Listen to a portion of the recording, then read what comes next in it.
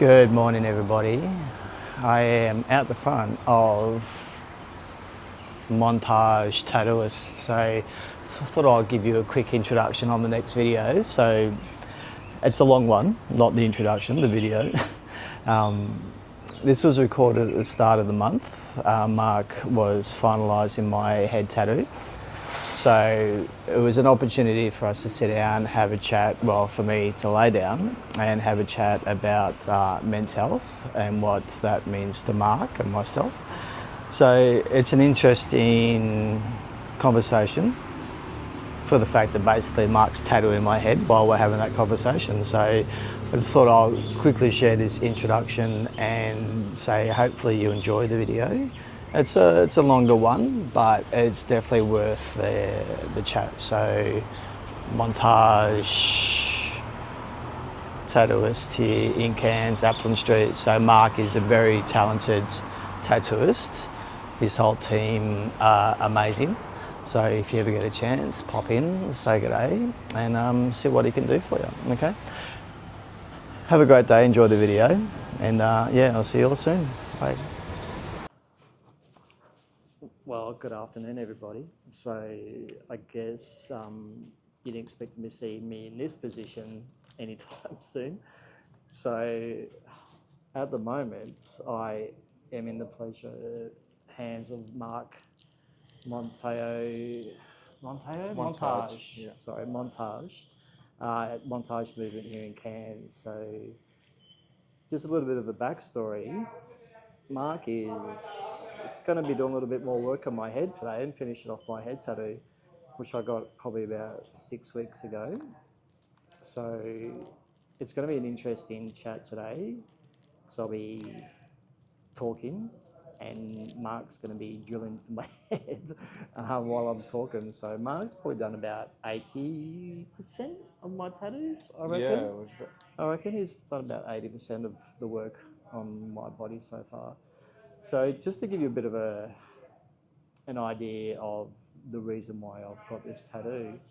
So it's probably, I reckon, late April, early May, when the lovely Miss Lexi Shea, who transformed me into the pink, she was doing a men's collection that she wanted to do. So basically incorporating different colours from different men and kind of expressing colour within men and not being afraid to show different colours. So basically that entailed blue, yellow, purple, red, green, and of course pink. So we ended up doing the photo shoots, and it was very well received. She actually got she was a finalist for that particular photo shoot. Unfortunately, she didn't win, but that's okay. It was the fact that she got nominated was great. So while we were setting up for that photo shoot, she enlisted the talents of Amber, who is a makeup artist here in Cairns, and we put on some fake tattoos. So I had some fake tattoos put on my hand, a couple of little ones on the face, but we put a massive one on the side of the head. And as soon as we saw that, it's just like, yeah, we need to get a head tattoo. And I've always said, especially to my boys, I've always said no hands, no face. But you know what? It worked. It looks good. So it was, I don't know, we kind of worked on what we wanted to do for probably, I reckon it was probably about 3 months maybe, back and forth deciding what we wanted to do, obviously make some changes and all that kind of stuff. And we eventually came to what we wanted to do. So on the bottom, it's got the Mobro. It basically just spells out Mobro on the side, just around the ear, and then there's the breast cancer logo on the top. So it's kind of cementing what I believe in, it's basically what I believe in and what I try and do for the community. So probably about 80 or 90% of the work was done probably about 6 weeks ago. So it was a long day. It was a long day. It was a very long day, and this is the first time I've obviously had a head tattoo. So there was a couple of times in the afternoon I felt like tapping out because it was getting to the point. It was like, yeah, I don't think I can finish this. So, but you know, it's like any tattoo, basically. You know, or especially on the top of the head. It's a pretty delicate skin on the top of your head, so it's not an easy process. But back here today to finalise the rest of the tattoo and get that looking as good and fantastic as it is. And obviously, Mark is very talented tattooist. Appreciate Definitely that. knows what he's doing, and that's why I come back to him, because he's really good at what he does. You know, I think no matter where you go in the world, there's plenty of tattooists around the place, and you know, you're going to get some good, you're going to get some bad, you know. But you know, you get to know the good, and you know, it's just repeat business. You know, you just go back to that same person because you can trust them, especially when you know you want to get something as big as, you know, a head tattoo. And, you know, and it takes up a lot of this. You know, it takes up the whole side of my head. So. And, That's for sure. But the impact that it has, and when people have seen it and people from work have seen it, you know, they all love it. And, you know, and in the end, it's something that I love. You know, obviously I wouldn't go through this if I didn't want it or if I didn't love it. So, you know, Montage Movement here in Cairns, you know, if you're in Cairns and you want to come and say g'day and have a chat with the team, please come in and have a chat, because it's definitely well worth the time. So yeah, so obviously Mark is working on my head at the moment, so if there's moments when I stop talking, you know why. But for the moment, you're doing pretty good. It's all good. Well, I think I'm pretty all right when it comes to getting tattoos. You know, I'm not one of those that bloody jiggle around and just carry on and, you know. Only at 4 o'clock. Well, yeah, if we've been here all day, you know, the head's starting to hurt and the patience is wearing a little bit thin. So, so basically what we're doing today is just finalise and put some more colour on the logo. Can I just say, you make head tattoos sound so easy. And on my end, I've had the privilege to, you know, start this process with you. I mean, you're known for, you know, your marathon running and fundraising. And just listening to your story, it sounds like I did a race and I finished the race. And I just want to highlight, like, when you released those photos and I saw that little accents coming out of your head, I was like, first I was like, hey, I didn't do that. And then the other thing was like, it just was eye-catching because I had that feeling like it was supposed to be there. Yeah. And I left it, right? I didn't comment. I actually just gave an emoji, and then the comments would come out, and then your message would hit my inbox, and I'd be like, hey, we need to chat. And yeah, it just, everything came naturally, like planets aligning. And with this though, when you came into the door, we did treat it like a marathon, because putting something on your head meant we would transform your identity greatly. But I think all our conversations was about that. You were in this realm where you were securing a new identity out of the one you've created. Yeah, that's it. I think absolutely, but we're also like adding on to what I've currently. Because we had two consultations just to double check we're on the right track, and there were certain things that were repeated that secured us to go, right, this is the right thing to do. Well, that's it. But then when the initial consultation, from what it started with to what it is now, was totally different. And obviously that's going back to those, making sure it's what you want, but also how it represents you as well.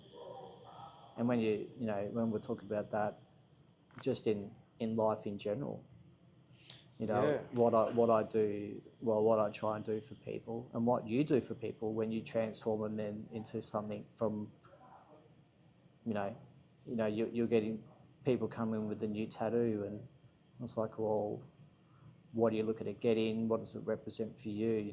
You want to take the time to think about what you want to do, how it represents you. For me, the pink, when we're talking about, obviously, with Movember, men's health, women's health as well, the pink represents something for me. I was actually looking at some photos the other day when Lex was touched me up with a fresh look, and there were some photos coming up on my feed, which basically, when I just shaved off my mower, it was probably about 3 years ago, and I'm looking at it going, who the hell is this person? It doesn't look anything like me, and I'm just used to representation of how I look now and how people judge me as well.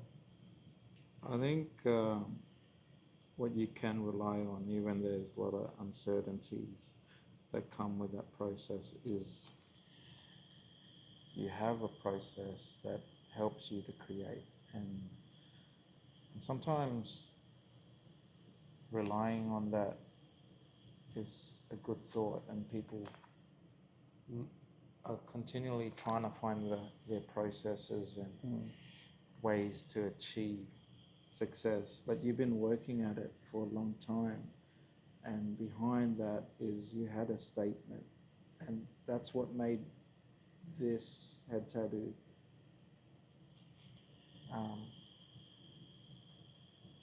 not easy, but there was guidance, because there's years of experience behind what you do, and you're comfortable in it. Whether people have backlash, have something to say because it's pink, or it's quite extreme. You're doing a head tattoo is not common, let alone has a stigma behind it.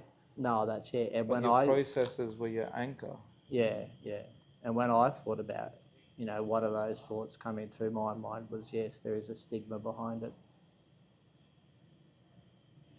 Through the public, the general public. But for me, it's just been an overall positive experience. The amount of people look. I got a comment this morning about the pink from a guy when we went for a walk this morning. The reception at work has been really positive.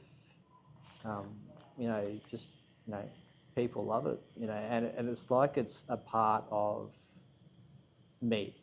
It feels like it's been a part of my body for years.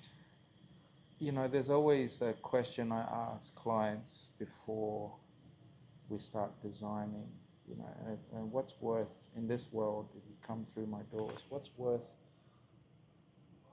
making permanent?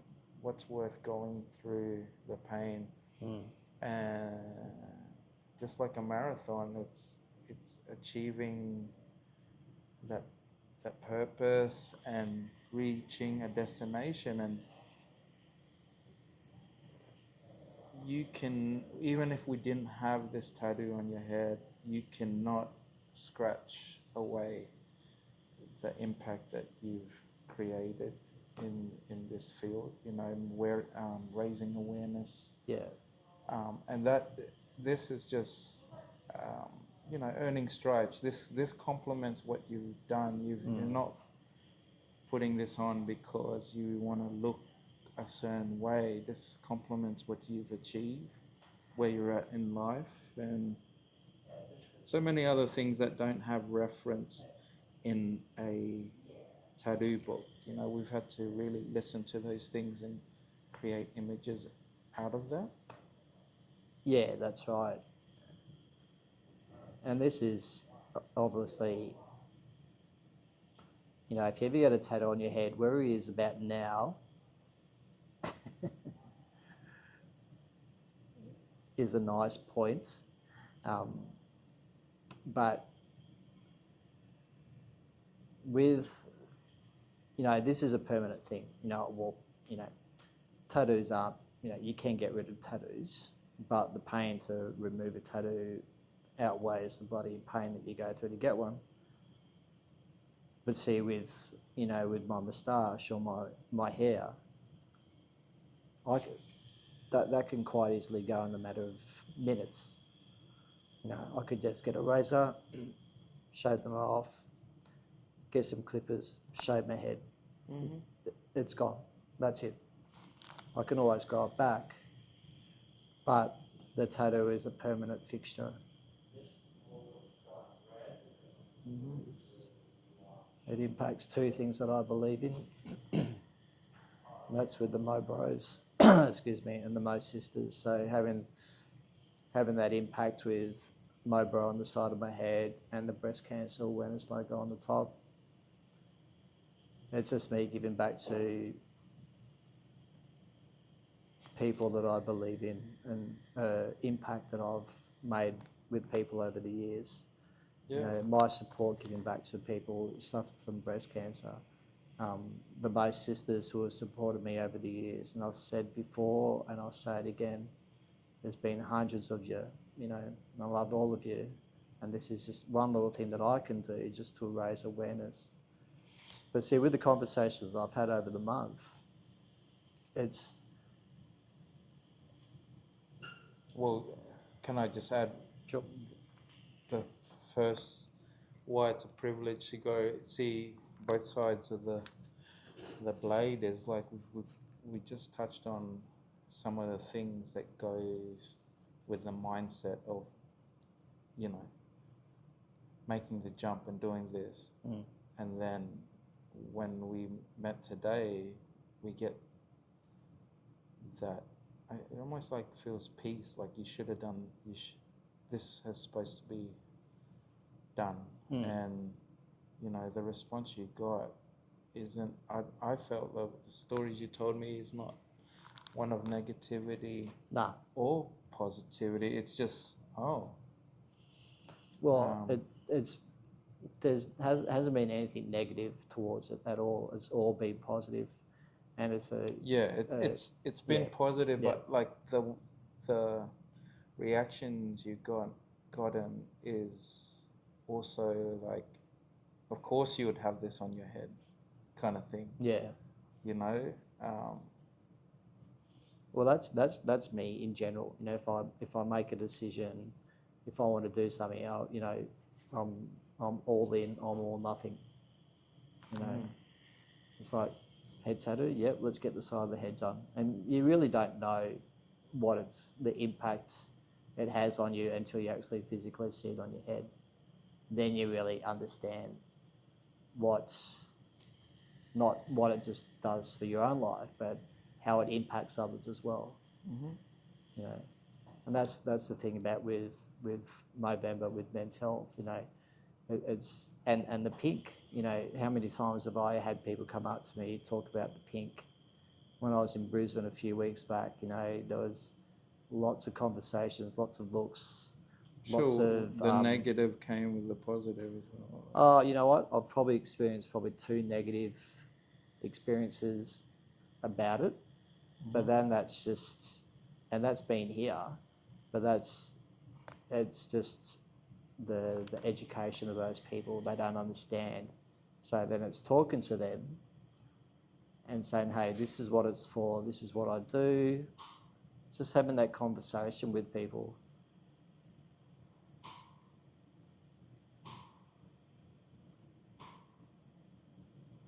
So yeah, it's just having that conversation, making people aware of what's what it's. All right. Yeah. So it's just making people aware. It's people don't know. People have that negative reaction immediately. There was a conversation I had with 3 guys not too long ago, and I thought the conversation was going to turn negative, but it ended up being a positive conversation because it was raising awareness about what I do, but they thought it was just basically for one thing only. And I said, well, it can be, but it's like anything. You have like Are You OK Day, for example. I think Are You OK Day should be every day. But, and there's things like with Movember, it shouldn't just be once a month, it should be all year. It's like breast cancer awareness, the same thing. And it's just having education, making sure that they understand the impact that it has, just not on my own life, but other people's lives as well. And it can have an impact on other people. It can have an impact on their life, the people that you're talking to, but they may not understand that. They may not have had that conversation with somebody about a random 51-year-old man who's got pink hair and a pink moustache. And my bro tattooed on the side of his head with a breast cancer logo. So you just never know. I think, speaking about what comments you potentially may get when you're trying to do work like that, it just reminded me, even doing this interview,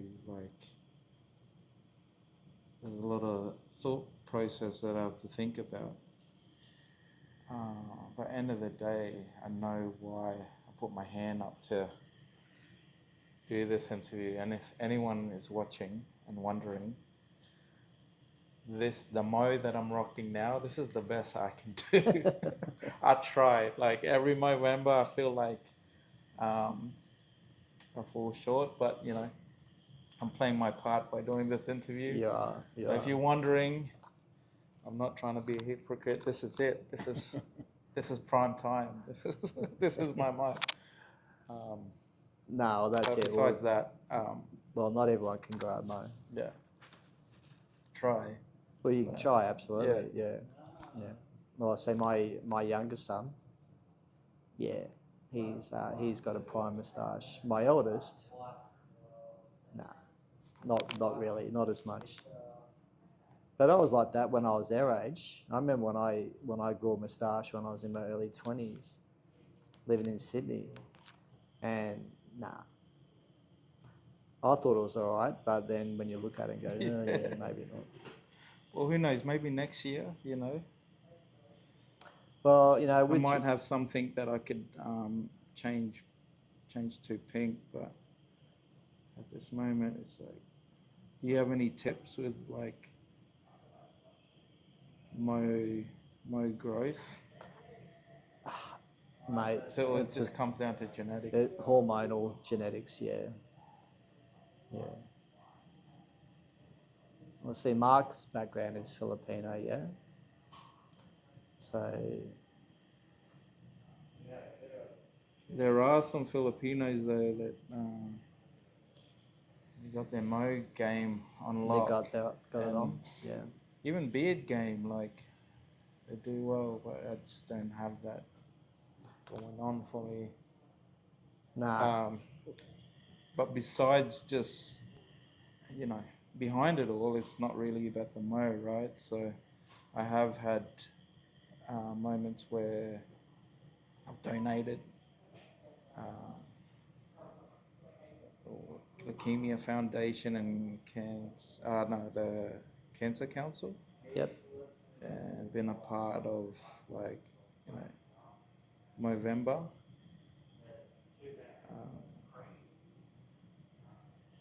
End of the day, I think, all fun aside, all of that stuff is overlooked. It's just having a date, I guess, for people to respond to and get together and look forward to the next one once they get through November. And hopefully we bring more people with us to be more aware and spread the message, I guess. Yeah, that's it. And a lot of people do it differently as well. You know, over the years, I've done physical challenges, lots of running. My bike ride down to Brisbane, that was fun. This year, switched it up with that's interviews. It. Well, that's it. So, you know, just for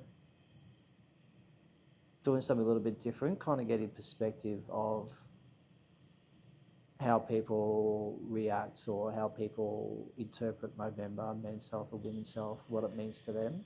Mm-hmm. You know, it's been pretty therapeutic for myself, but also for the people that I talk to. Mm-hmm. You know, and it's I hope people really get an insight of people's interpretation when it comes to men's health.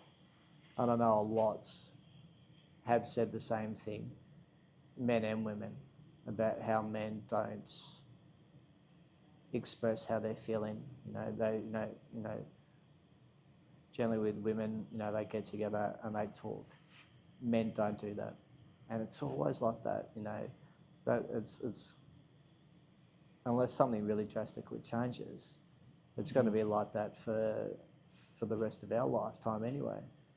So it's trying to get that change of perspective or change of thinking when it comes to reaching out and asking for help, and getting support from people, having that that family dynamic, having that social dynamic, interacting with people. I feel the greatest thing anyone could ever try to achieve is breaking a cycle. You know, whether you lose weight or you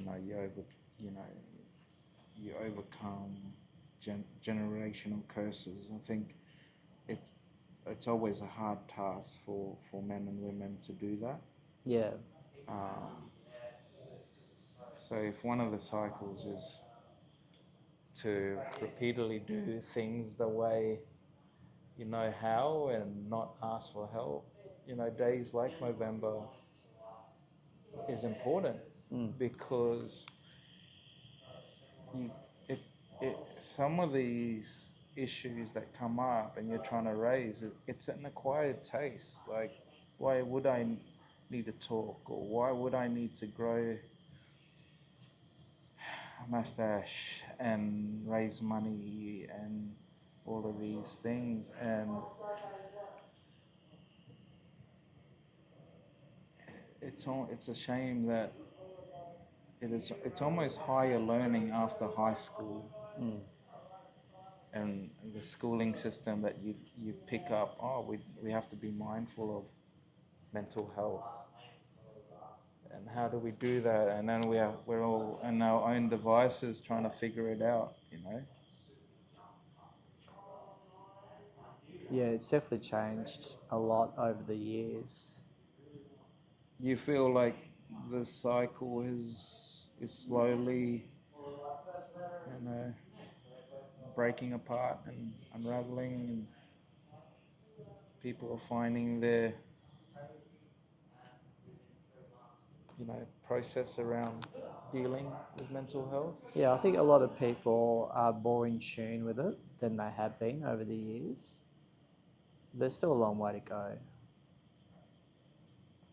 And it's all generational as well, you know, when you're looking about people my age as opposed to, you know, my sons, for example, who are in their early 20s, but then you're looking at an older generation who haven't grown up when it comes to talking about their mental health and stuff like that. So I think our generation now is definitely the stepping stone for the future. You know, having our children understand mental health, and it's not to be ashamed about, and it's not to step away from or not to talk about it. You know, if us as parents are talking about it with their children, you know, obviously there's a bit of an age gap between our kids, but it's making sure that that they can talk about their emotions and talk about what's going on in their life. And if they don't feel comfortable talking to your parents, then there are other outlets that you can talk to get that support that you need.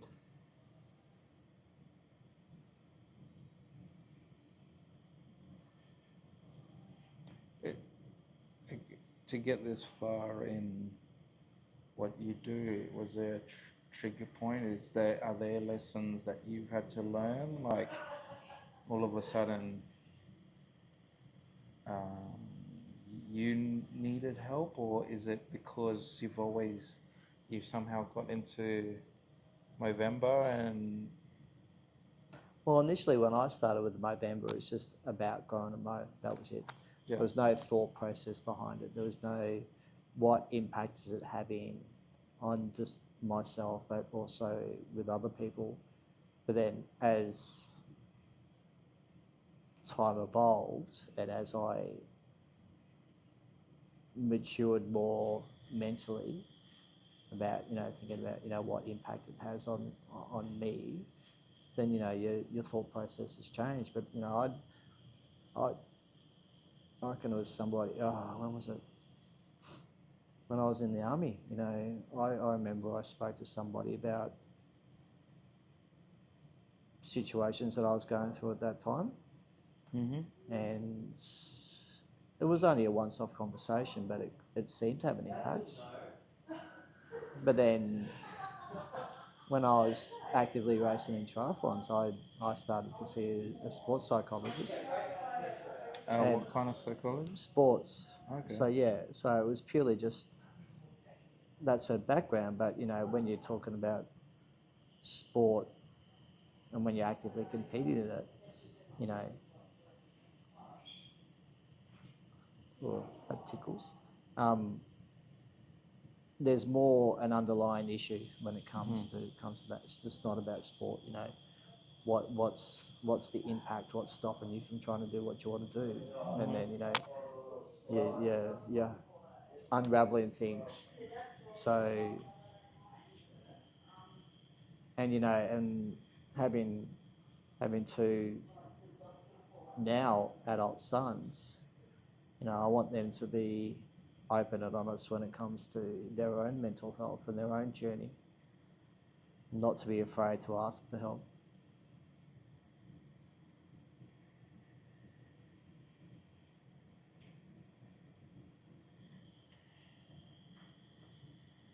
And I'm pretty sure I've instilled that in both of them.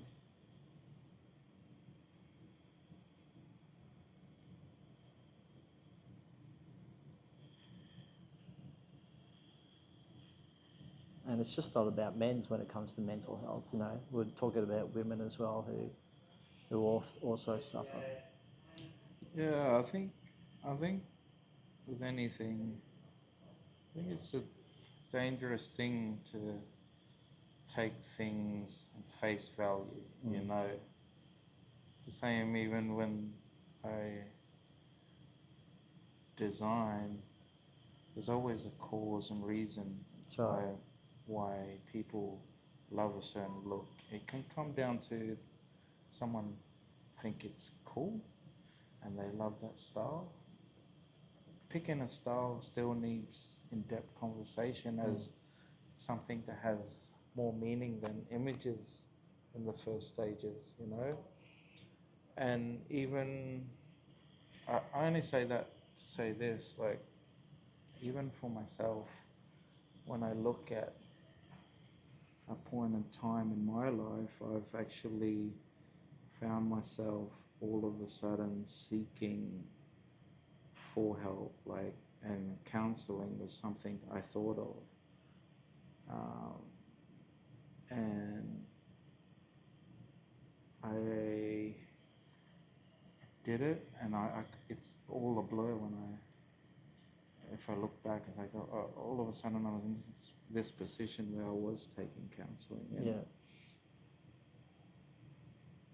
I didn't think I needed it, and now I'm a big advocate for people exploring how their mind ticks and seeking help from some sort of professional intervention, you know? Yeah, and I've heard that story many times, people thinking, no, I don't need it. Well, yeah, but I was getting to the like face value part of things. I thought for many years it's what, you know, rich people Yeah. did.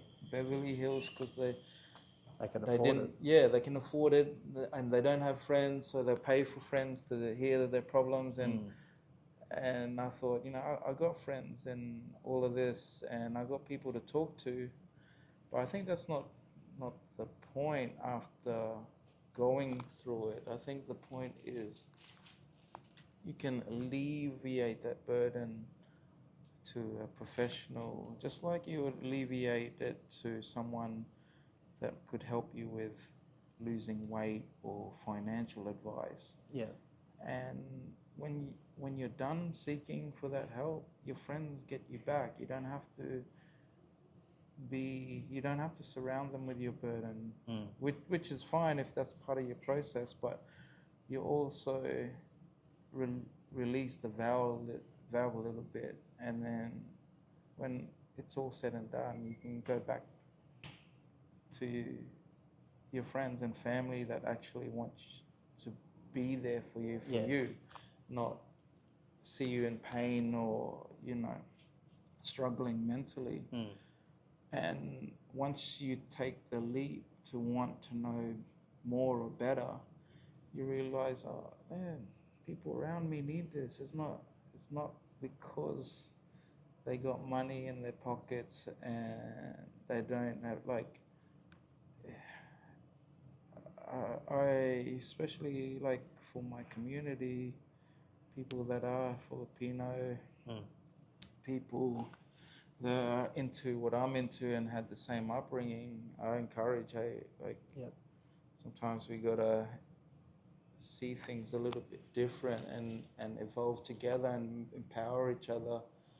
And one way to do it, there's this thing called mental awareness and mental health, and this is how I've addressed it. It may not work, but the fact that we're chatting about it opens that window to go, hey, it's given me peace, and if it gives you peace and a different way to look at the life you're living now, um, let me help you in that way.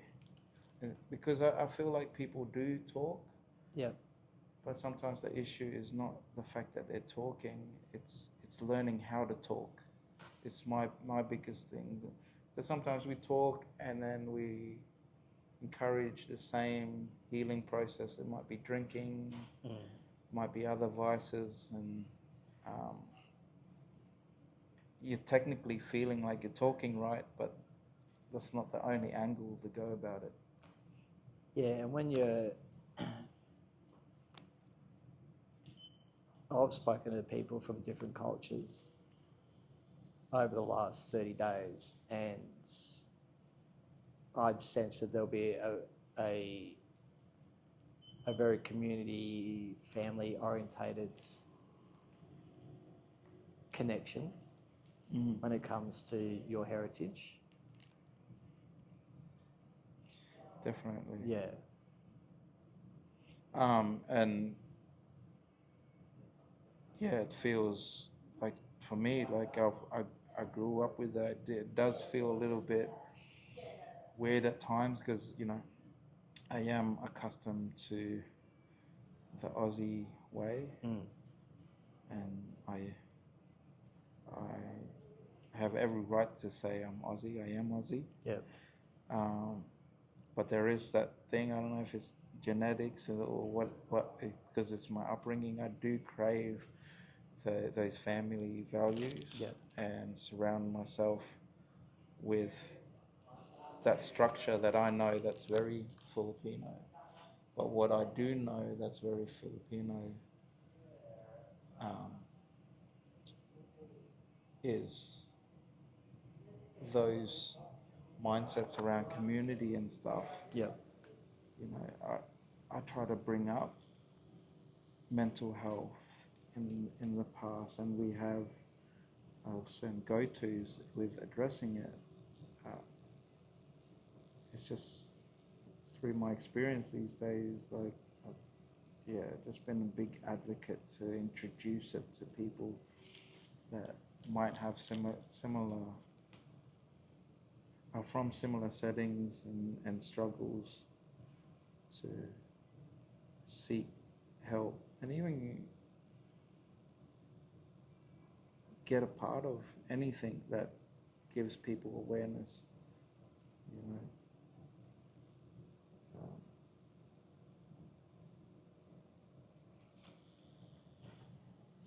Yeah, I think it's like when I...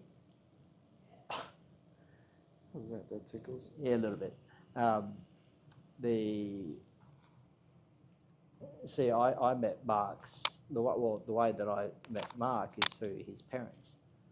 Mm-hmm. So I used to help out Samson and Josephina a lot for my previous employment, and that's how I got to know Mark. But I could get a sense of their values just by speaking to them. Mm-hmm. And I knew other Filipino people as well. And I understand that there is that real community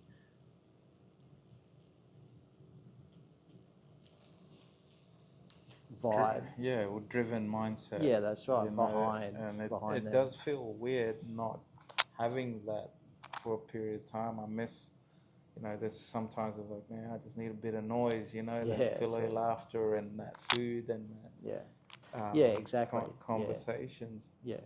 But that's having that sense of belonging with people, and you can talk to those people, having that connection when it comes to your mental health. And I think too sometimes out of that, with all of that to me is positive. Out of that though, like when you carry a big heart, you know, sometimes it's always treated like a positive statement to put yourself second. And you know, sacrifice, I guess it becomes the word sacrifice, like sacrifice your time to help people heal and feel comfortable because of that need to serve, that family mindset or community mindset. yeah, I feel too the double-edged sword of that is you create the stigma of putting yourself first or listening to that mental issue that you have is selfish, and selfishness is negative. You know, so I think anything important in life, like anything you value and is important in life, deserves balance. Because if you put your eggs in one basket, all your eggs in one basket, you sacrifice something else that is just equally important. And I think with mental health, if you're from that world, it is quite an adjustment to think, hey, I actually have to say no to certain family members that are struggling, because I'm struggling too. Yep. You know, and that's a hard thing to do because it's not in our code. Like, that's little things that I've had to understand as well. Yeah, that's it. Yeah.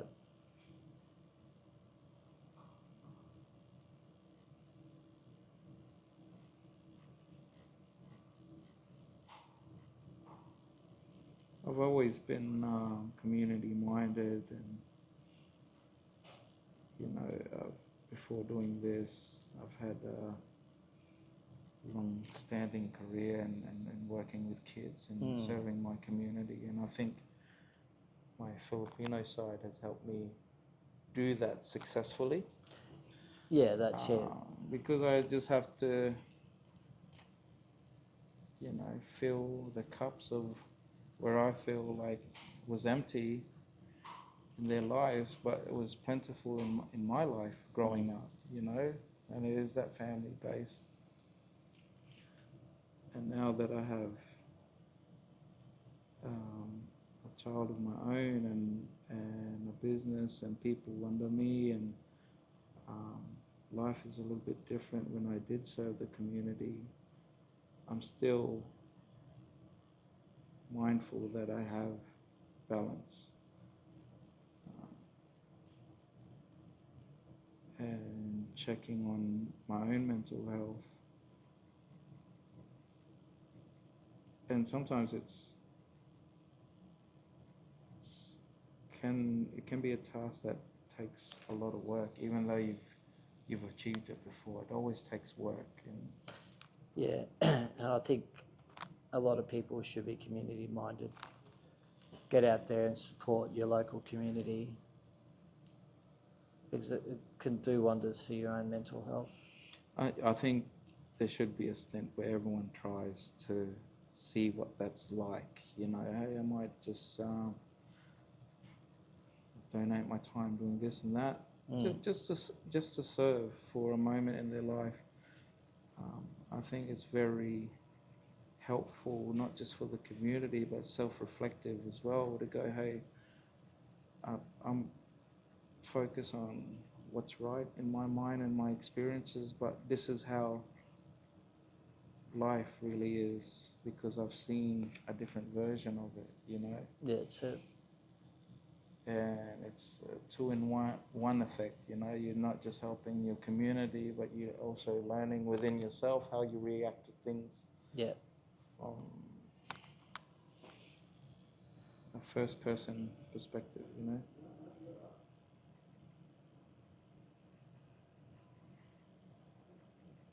I actually got working with kids or at a non-for-profit community event.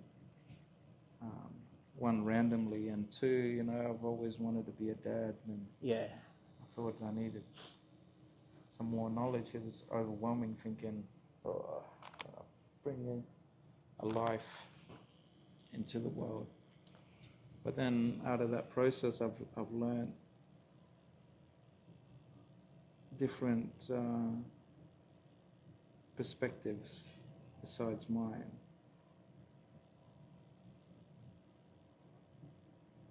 And I feel like that helps with mental health sometimes.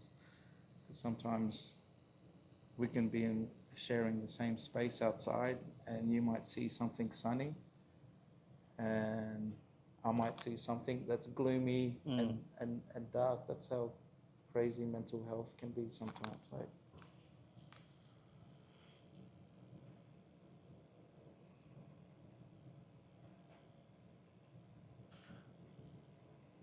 I just want to tell everybody that the section that is on now, Look, to see it as sunshine and... well, that's it. See, he sees it as sunshine, and I see it as cloudy. Yeah, no, I can even feel like your energy shift a little bit. I'll tell you what, I'm glad that we're not having this conversation 6 weeks ago. Yeah, no, I think that was a good thing. I bet your toes are curling up, doing gang signs right now. No, they were good. Yeah, they were good.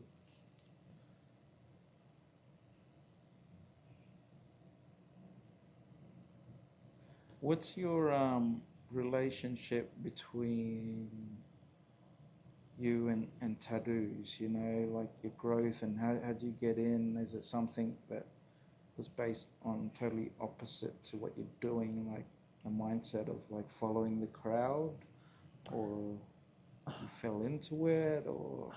I remember when I got my very first tattoo, it was like a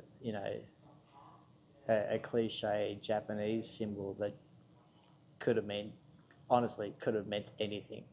Yeah, it could have meant like takeaway. Hey? It could have said takeaway. It could have. It could have said Chinese dumplings, as far as I was concerned. Yeah. Nothing against No, nothing against Chinese dumplings, no. but yeah, it was real tiny on the ankle, and and my ex-wife and I got them at the same time, and that was.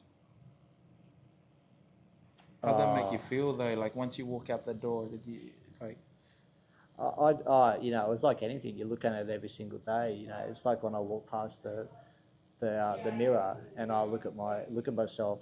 The first thing that I look at is my head. Yeah. So, but then, you know, it was a moment in my life that I was going through, which kind of, you know, just an act of rebellion, but it was just a phase. And then, you know, I think it's like anything, you know, especially when it comes to tattoos, they can be quite addictive. I think knowing you, there is a slight act of rebellion on it though. Well, I think if you're going to get a tattoo on your head, there is that hint of rebellion in that. Because you got it as a grown man, but in end of the day, you know, certain people in your family that didn't really appreciate it, or you know, you would have had that opinion put on you straight away. There's definitely well, it's like anything. Even with the pink, there's opinions put on me for representing me the way that I do. So after that, how did it evolve? Was it the same process? With the tattoos? More Chinese symbols? Or no more Chinese symbols. That was it. Only one Chinese symbol, and that's covered up anyway. So yeah, it was just a progression of different things and different reasons. You know, I've got like kids' names tattooed on me. I've got the Ironman tattoo when I was doing triathlons. You know, that's where you left off with me, like when you started looking at my work and going from what my parents were saying, and you finally made your way through here. I think that was where you left off in terms of how you approach tattoos. Like you want to be connected to it, and it feels like an achievement, and it's saying something, you know. Yeah, and it's like, yeah, exactly. From my first tattoo until now, there's obviously a mindset and a change. You know, going from a 25-year-old roughly to a 51-year-old. You know, and it's just not your attitude towards tattoos. It's just your attitude in general. You know, people change in life. You know, I look at photos of me 5 years ago, or even 6 years ago, from then until now. It's just from one extreme to the other.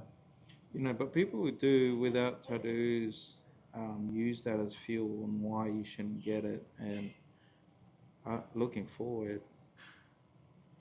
have you seen the photos of me with no tattoos? I look way better with tattoos on. No, I haven't. I actually haven't. You have to show me. But then when I look at me, and when I look at the head tattoo, unlike we said before, it feels like it belongs. Yeah. Are you low key looking at you and go, "Ew, who's that?" Yuck. I do that to myself sometimes. It's like, man. Every time I walk past the mirror, I'm looking at myself going, yeah. Yeah, and that's the other thing people don't capture. Like when it's supposed to be there, that is the design always comes out with your artist, the artist that you choose. You know, you don't have to fight amongst each other. If you have an artist that is willing to talk, that's it. What you find on Google is only food for thought. You know, there's so many angles and ways to create it.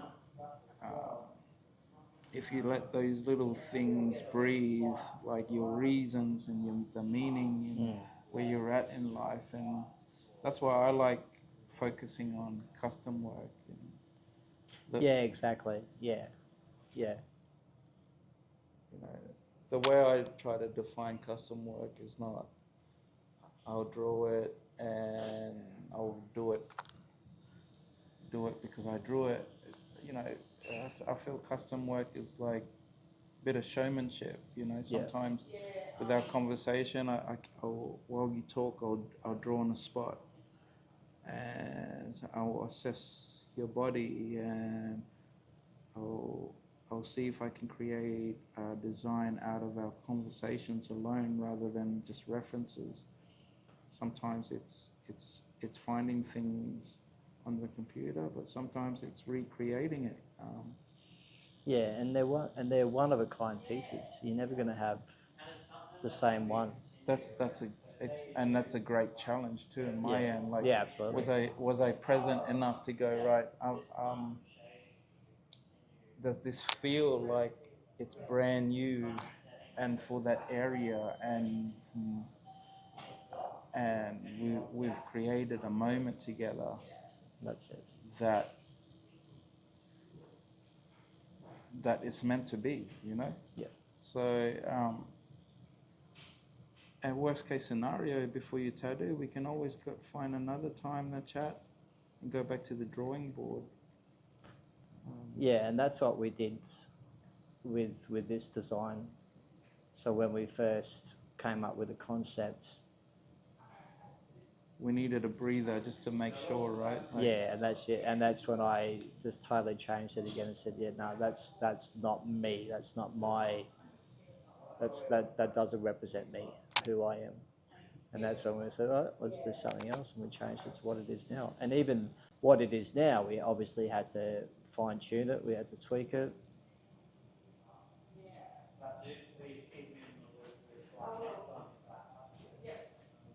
We've got Stacey.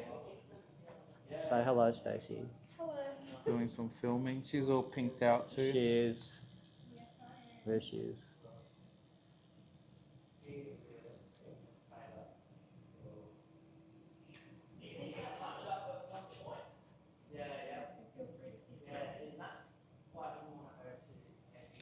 Well, we're just in the middle of talking about you, so it's kind of awkward if we keep talking, eh? That's right.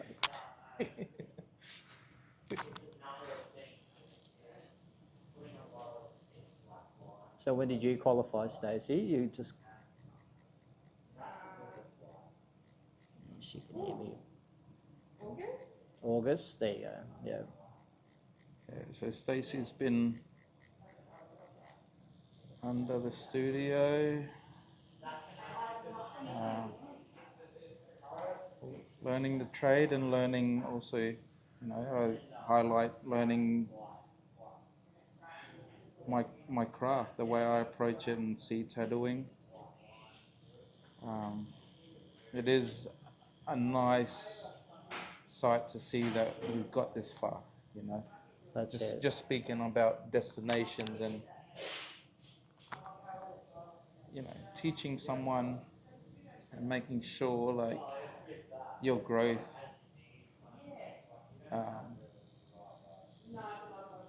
what's the word, transcends or is part is well, there's handed down.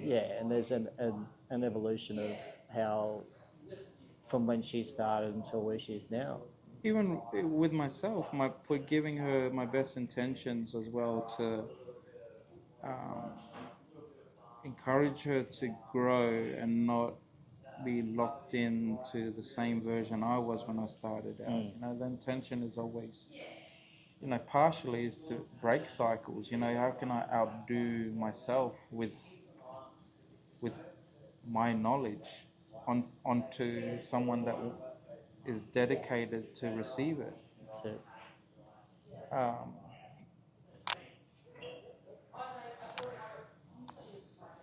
I feel Stacey can't wear hats anymore because her brain's tiny, a little bit bigger than what it was when she.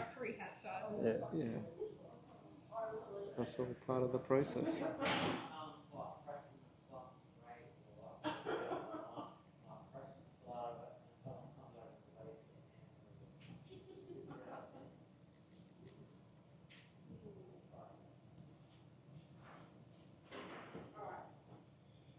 You want to ask Stacey any questions?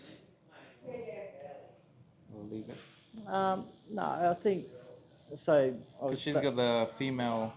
Well, that's it. So obviously, Stacey with Movember, what Mark and I have been talking about is just obviously with mental health and men's health, but not just that, as women's health as well. So I'd like to get your perspective and opinion about when it comes to mental health from a woman's side of things. Yeah, I think it's hard to say. I think mental health is a really important thing to focus on for men and for women.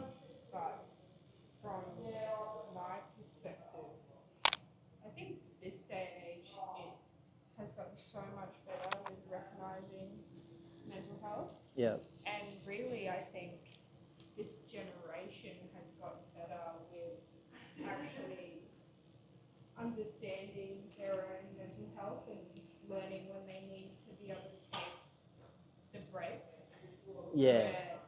Yeah, that's true. Even my son and his friends pull each other up, and they'll bring things or mimic things like breath work and safe spaces, and I think that's a breath of fresh air because you're not made to feel silly as a parent to encourage that.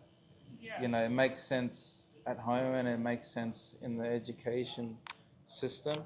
Well, that's it. Yeah, exactly. Because me growing up, my parents are in their late 60s. Mental health wasn't real. No, that's right. Exactly. And growing up, It felt real with the utensils and yeah, it felt real. get your mind right. Yeah. It wasn't a thing. Like it didn't exist to This my parents, and like growing up, it wasn't something that was acknowledged. Yeah. So I grew Same. up with the mentality the same as what my parents said, was just head down, work harder. And I think for me, acknowledging mental health really came a lot more being in the studio. Yep. Mark always pushed like acknowledging if I needed to have a break, and we figured out that if I didn't take those breaks, my body would make me take those breaks. Yeah. I feel, I forget I did things like that. Yeah. No, but I think too, it's in the artwork, and this is why art being an artist is a craft. If you're not addressing certain things, you always see the artist's mindset in the work or his energy, and if your cups aren't full, you can almost link it down to the artwork. You know, if I had a conversation to converse you with, I would put my place into this piece. I wouldn't be instilling any attitudes like, let's just do this. It's like head tat's a head tat. I'll have a response because I'm present to what your cause is. That's right. If I didn't, sticking to that way of thinking, I would question myself. Why can't I apply to your meaning? And I think that's something I want to make sure Stacey had the ability of doing naturally, and it takes work and awareness to do that. And where you can start is within yourself. And the hardest thing is we all are bound to our own upbringing, and we stick to what we know because when shit hits the fan, we're gonna do with what we know how to. How to deal with it. And it's not the money or procedures that will get you to do things. It's how you're built that will get you to do it until you build yourself up another way. And luckily for me, passing on this knowledge, Stacey have that mindset for longevity. So when we're addressing things like fatigue or mental awareness, she has a choice to make that information viable and important, Yeah, and it doesn't come easy for people. No, definitely not. But I think the creative industry and mental health is something that really goes hand in hand. Being able to express creativity within mental health and everything like that can be healing in its own. Or communicate. Yeah. Knowing, like, everyone is communicating, but I feel like, not to sound negative, there's that awareness around men's mental health now, and I think it's awesome. And there's that saying about it ain't weak to speak. Yeah. I think a lot of men are trying to speak, and they're speaking the way they know how. But I think the real message is learning how to speak. Yeah. And you speak about women having their own procedures and talking and venting. I think that's the little change, because they're learning how to speak every time they practice to speak. Yeah. And it's all well and good to speak, but I think that's where men mimic things rather than trying things. Yeah, that's it. And I, for example, let me just get this here.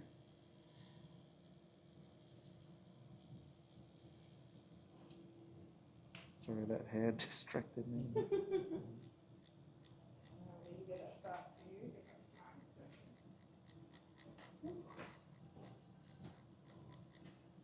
For example, finally I hit the stage where I needed to be. I have news that I'm having a son, right? One thing I was encouraged is like, hey, there might be some men's group that you can feed off, like you don't have to get any. You don't have to take my word for it. And I'm talking to my missus, because she's already on it. She's got forums. She's aware that she might have to breastfeed and all of these things. And it's like, okay, yeah, I'll make an effort. I'll seek knowledge. And I get into this male forums, and it starts off good, and then you have guys that are just pouring their heart out, and they're just talking the talk, and it's their normal processes of finding who to blame, and then it gets to a point where Blame for what? well, for example, I have to go through this, and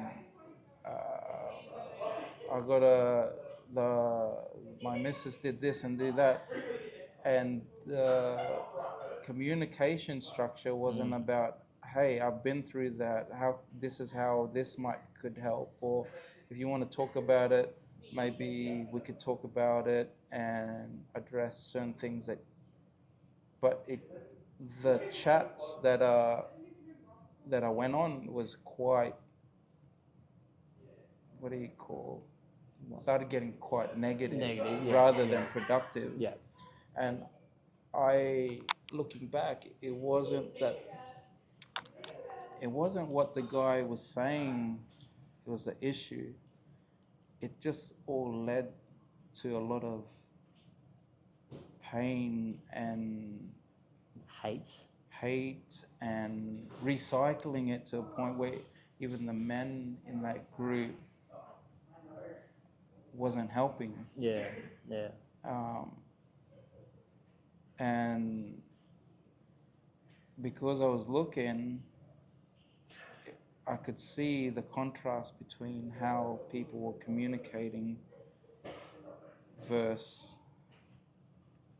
just communicating. Yeah, and this is when you had your son. Yeah, well, yeah, my son not had. This is preparing. Like just trying to make sure my partner didn't feel alone, because she's seeking all these knowledge. My first go-to, if I had the old mindset that I had in the past, was my job is to work. Yep. And I'll mimic whatever that entailed, and that's my department. I can't do much but that at the moment.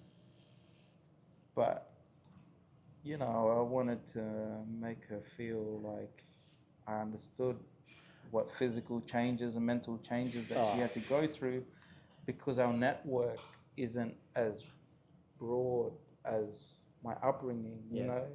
If I was back in the Philippines or where my fiance is from, Canada, 101 relatives that you don't have to think about further knowledge. You could just feed off each other. Feed off them, that's right. But that's where I was at, just to make sure we're both good. We got each other. Being a parent, it would probably have to be one of the hardest things to do in your lifetime. I think kids too also bring you full circle, because they're supposed to be who they're supposed to be through innocence alone. They're built perfectly. Like they're not conditioned. They obviously don't have skills to talk and walk at certain stages, but you get what you give it. They're supposed to be who they are. I find adults through time, when they're trying to heal themselves, they got to get past that condition and heal from that. So it's like rebuilding yourself as a clean canvas again. And that's where I feel like mental health is like there's a lot of noise in people's head and trauma and things that they have to address that they've put aside.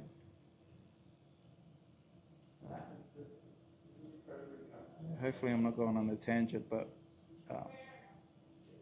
there's definitely a lot to be aware of, and at this stage I'm still learning, because I want to make sure that I'm offloading that to my son, and breaking generational curses at the same time.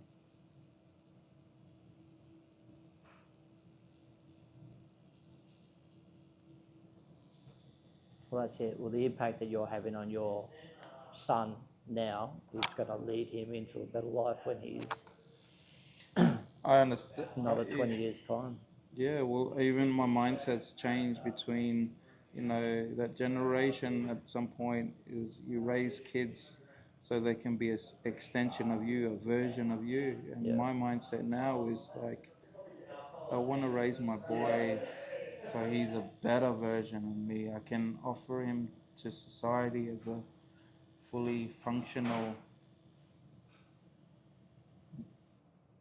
contributing person, whatever that may be. Ideally I would want him to take on my craft, but I've accepted that, if I'm ever to give him anything, it's the need to want better, and that's it. If he wants to do it, then it's in his will. Absolutely. And that's with my eldest son, who has taken over the music knowledge within my family, because that's what I did for a very big chunk of my life, and he's using that to forge his own career, and he's doing quite well at it. Yeah, if you want another version of you, it's not much work. You just copy me and you think like me. That's it. But you want better. It's healing too, to go, oh, I have something to offer, and there's a better version of that. And it's the same with any tattoo process, like if I can conversate with every client of mine, I'm not putting something that I want on my body. I'm putting something that should be on my client's body. And that's another way to showcase what custom is, And it's the same with my son. And if I put my best foot forward first, hopefully he can come up with a version that I can't see that's greater. And he wouldn't have to heal himself as much as I did, or look into that, like he has the tools and the skills to constantly move forward, whatever destination he's trying to get at,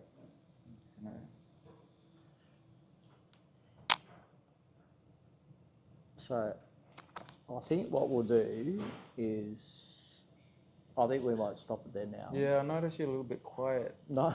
I'm just worried I'll go on a tangent. No, that's okay. I'm trying to back you up. No. What we've had today is a really good chat, and I'm not sure how you can see. Oop, not doing a very good job there, but that's okay. Well, I just want to say, is it off? No, that's okay. Yep. I just want to say thank you also to supporting myself as an artist and supporting my parents for one. That's how it's all started. That's right. That's how it started. And you know, giving me a chance to do something for Movember, because I know you guys, you have worked hard towards creating these networks that you have and putting the word out there. And it just makes someone like me that's lacking in the mustache department feel like I'm doing something, you know? You don't have to lack in the mustache department to make an impact. So, and what you do with your skill, you're making an impact on other people's lives. So, I'm just appreciative for this man, opportunity. No, I appreciate your support over the years as well. So, guys, if you're ever in Cairns and you're looking for a tattoo, Montage Movement here, Applin Street. Yeah, Applin Street. Applin Street. Right by the Esplanade. Yeah, literally just a 30-second stroll to the Esplanade here in Cairns. So I've got Stacey as well. So it's a great team. And yeah, we're going to tune out now, and I'm going to close my eyes and meditate for another hour. And while Mark... Maybe 5 hours, eh? Oh, no, we're not going to be here for another 5 hours. You have to go home. You have to go home. Yeah, I do. So, yeah, no. But I appreciate it. Have a great afternoon, guys.